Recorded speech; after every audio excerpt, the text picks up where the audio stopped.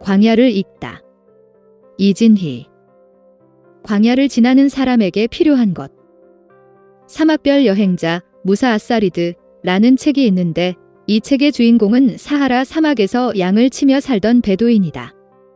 그는 어렸을 때 프랑스에서 온 사람으로부터 생텍 쥐페리의 어린 왕자라는 책을 선물로 받게 된다. 그런데 글을 몰라 읽을 수가 없어서 매일 30km도 더 되는 학교를 오가며 공부를 했다. 그리고 그 책을 읽은 후 어린 왕자를 쓴 작가를 만나기 위해 마침내 프랑스로 가게 된다. 이 베두인이 프랑스에 와서 가장 큰 충격을 받은 것은 무엇일까? 그것은 다름 아닌 수도꼭지를 열기만 하면 물이 콸콸 쏟아져 나오는 것이었다. 사막에서는 상상도 하지 못하는 일이었다. 그는 삼촌이 목이 말라 죽어가는 모습을 눈앞에서 지켜보았다. 그런데 수도꼭지만 열면 물이 콸콸 쏟아져 나오니 얼마나 놀랐겠는가? 디즈니 만화 영화 이집트 왕자를 보면 광야로 도망간 모세가 이드로의 집에 초청을 받아서 십보라와 함께 춤추며 노래를 부르는 장면이 나온다. 그 노래의 서두에 이런 가사가 나온다. 사막에서는 많은 황금보다 작은 생수가 더 귀하고 길 잃은 양에게는 왕보다 목자가 더 필요하다.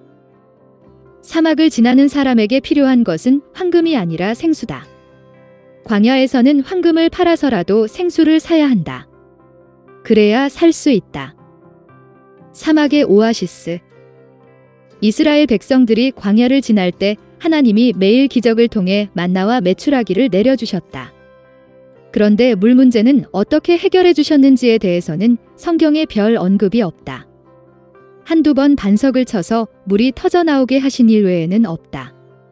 그렇다면 물 문제를 어떻게 해결해 주셨을까? 사막에는 우리가 잘 알듯이 오아시스가 있다. 이스라엘 백성들이 지나온 시내 광야에는 450여 개의 오아시스가 있다고 한다. 출애굽기와 민수기를 보면 이스라엘 백성들이 광야를 지나다가 들렀던 곳들이 있는데 그곳이 다 오아시스라고 생각하면 된다. 출애굽기에 젤림이라는 곳이 나온다. 그곳에는 종려나무 70그루와 12개의 샘이 있었다. 출애굽기 15장 27절. 이런 곳이 오아시스다. 이런 오아시스가 있었기 때문에 이스라엘 백성이 광야에서 40년간 살아남을 수 있었던 것이다. 모세가 사람을 죽이고 광야로 몸을 피했을 때 우물가에서 한 여인을 만난다. 미디안 제사장 이드로의 딸 십보라였다. 십보라는 우물에서 양들에게 물을 먹이고 있었다. 그 우물이 바로 사막 한가운데 있는 오아시스였던 것이다. 여리고는 종려나무의 성읍이라는 별명을 가졌는데 이곳도 대표적인 오아시스이다. 여리고는 광야 한가운데 위치하고 있으며 인류 역사상 가장 먼저 사람들이 성을 쌓고 살았던 도시로 유명하다. 어떻게 광야 한가운데 그런 도시가 생길 수 있었을까? 오아시스가 있었기 때문이다. 성경에도 여리고에 있던 샘 이야기가 나온다. 다윗이 왕으로 기름 부음을 받은 후 사울을 피해 광야로 숨어 들어가 13년 동안이나 쫓겨다녔다. 그가 버틸 수 있었던 것은 광야에 오아시스가 있었기 때문이다. 다윗이 숨어 지낸 엔게디에 가면 지금도 광야 한가운데서 폭포가 시원하게 떨어지는 것을 볼 수 있다. 엔게디 근처에 있는 굴 속에 숨어 살던 다윗은 그 폭포에 내려와 물도 마시고 수영도 했을 것이다. 사막이 아름다운 것은 어딘가에 오아시스가 감추어져 있기 때문이다. 대상들이 사막을 통과할 수 있는 것은 중간중간에 오아시스가 있기 때문이다. 하나님이 광야와 같은 삶을 살아가는 우리에게 오아시스로 주신 것이 3가지가 있다. 예수님과 교회, 그리고 주일, 단식일이다. 영원히 목마르지 않는 생수를 주시는 예수님이 물을 길러 나온 사마리아 여인에게 이렇게 말씀하셨다. 내가 주는 물을 마시는 자는 영원히 목마르지 아니하리니 내가 주는 물은 그 속에서 영생하도록 솟아나는 샘물이 되리라. 요한복음 4장 14절. 또한 예수님은 장막절에 예루살렘 한복판을 다니시면서 이렇게 외치셨다. 누구든지 목마르거든 내게로 와서 마시라. 나를 믿는 자는 성경의 이름과 같이 그 배에서 생수의 강이 흘러나오리라 하시니. 이스라엘은 물이 귀하다. 지형상 샘물이 거의 없다. 그래서 웅덩이를 파놓고 거기에 고인 물을 먹을 수밖에 없었다. 유대인들에게는 생수를 마시는 일이 결코 쉬운 일이 아니었다. 예레미야서를 보면 이스라엘 백성들이 두 가지 죄악을 저질렀다고 책망하고 있다. 내 백성이 두 가지 악을 행하였나니 곧 그들이 생수의 근원되는 나를 버린 것과 스스로 웅덩이를 판 것인데 그것은 그 물을 가두지 못할 터진 웅덩이들이니라. 예레미야 2장 13절.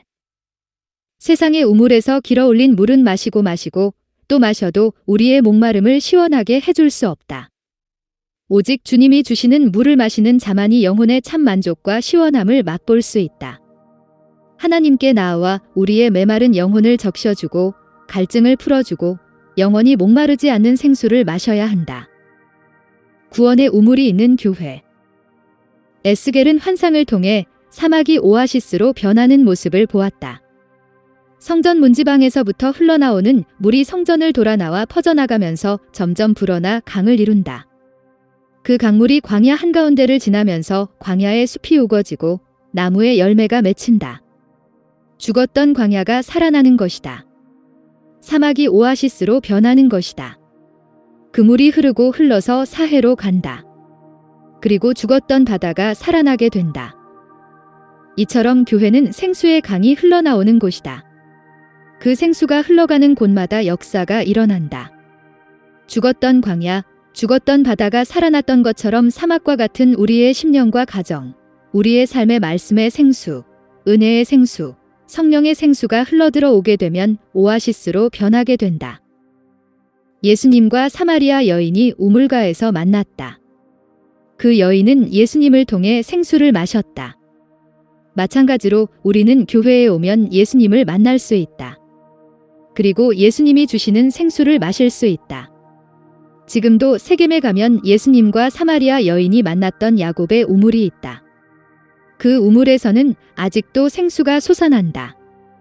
몇십 미터 되는 깊은 우물에 두레박을 한참 내렸다가 다시 올리면 생수가 길러진다. 야곱의 우물 위에는 기념교회가 세워져 있다. 야곱의 우물에서 생수를 마시려면 교회 안으로 들어가야 한다. 우리나라에도 영락교회나 세문안교회, 숭동교회와 같이 오래된 교회 마당에는 우물이 있었다고 한다. 그 우물에서 교인들도 물을 길어 마셨을 것이고 동네 사람들도 그 우물에 와서 물을 길어 갔을 것이다. 그렇다. 교회는 우물과 같은 곳이다. 생수가 흘러나오는 곳이 교회이다. 구원의 우물에 와서 믿음의 두레박으로 생수를 퍼마시는 곳이 교회이다. 그러므로 너희가 기쁨으로 구원의 우물들에서 물을 기르리로다. 선교사들이 어느 마을에 들어가면 가장 먼저 하는 일은 우물을 파는 것이다. 우물을 만든 다음 그 위에 누각을 세워 교회를 만든다. 그러면 동네 사람들이 물을 얻기 위해 교회 안으로 들어오게 된다. 그리고 마침내는 마당에서 물을 길어가던 이들이 교회 안에 들어와서 강단에서 흘러나오는 생수를 마시게 되는 것이다. 하나님은 교회를 통해서 말씀의 생수를 부어주신다. 교회를 통해서 은혜의 생수를 부어주신다. 교회를 통해서 성령의 생수를 부어주신다. 다른 어떤 곳에서도 이런 물을 마실 수가 없다. 오직 교회를 통해서만 우리의 영적 갈급함을 채울 수 있다.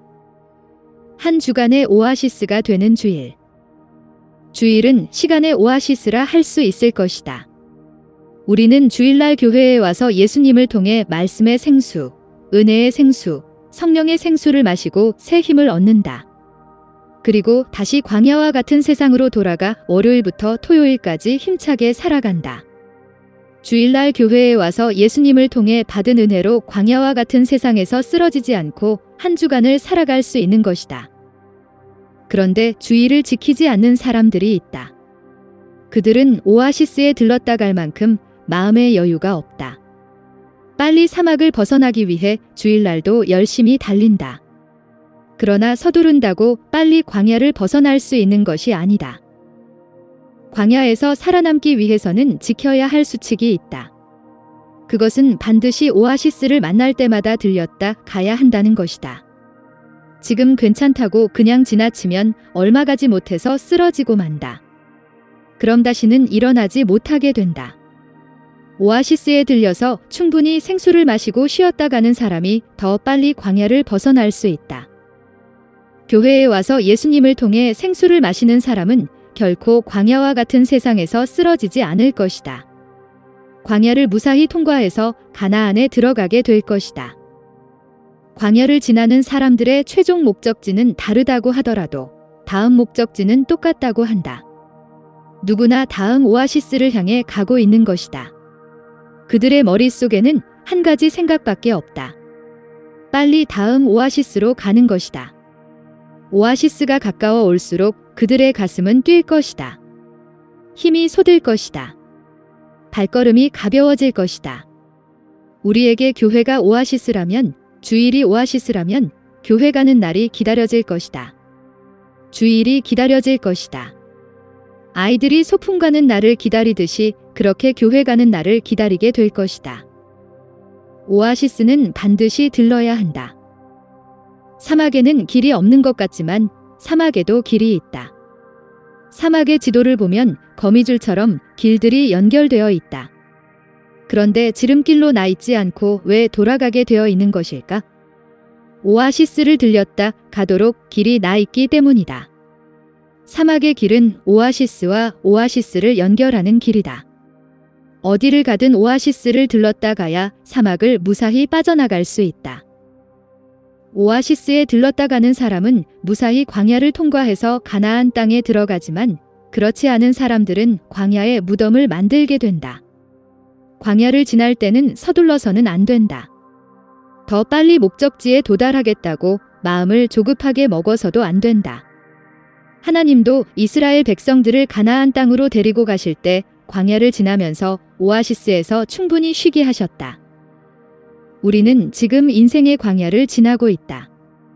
광야를 건너는 일에만 몰두하다가 오아시스를 지나쳐서는 안 된다.